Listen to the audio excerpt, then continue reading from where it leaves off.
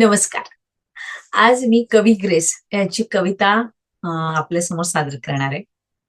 खरं तर ही जी कविता आहे ना, ती बरोबर रुक्मिणी, सत्यभामा, राधा आणि या सगळ्या जणींचा कृष्ण याच्याशी असलेला नातेसंबंध असं जरी आपल्याला भासत असले ना, तरी मुळात कवी ग्रेस हे जीवनाचं सार यामधून आपल्याला सांगतायत. कवितेचं नाव आहे कृष्णवेल.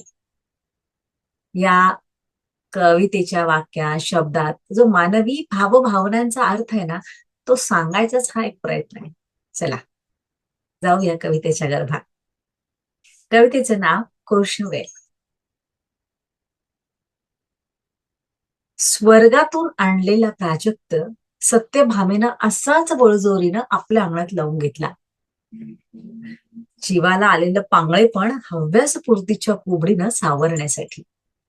पण ते स्वर्गीय रूप देखील हिरिरीने फोफावलं आणि भिंतीवरून झुकून रुक्मिणीच्या अंगणात फुलं ढाळू लागली.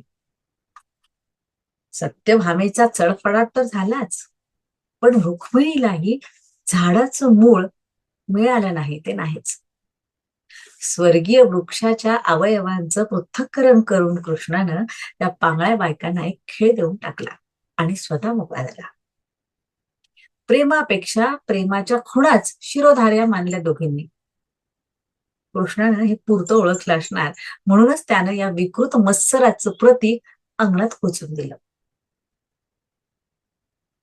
राधेसाठी त्यांनी असला वृक्ष कधीच आणला नसता, कारण राधा स्वतःच एक कृष्णकळी होती. तिचा बहर वेचलेल्या हातांनी तिलाच कसं शृंगारणार बरं? तिच्या आत्मदंग बागेत प्रतीक प्राजक्त कसं काय रुजणार?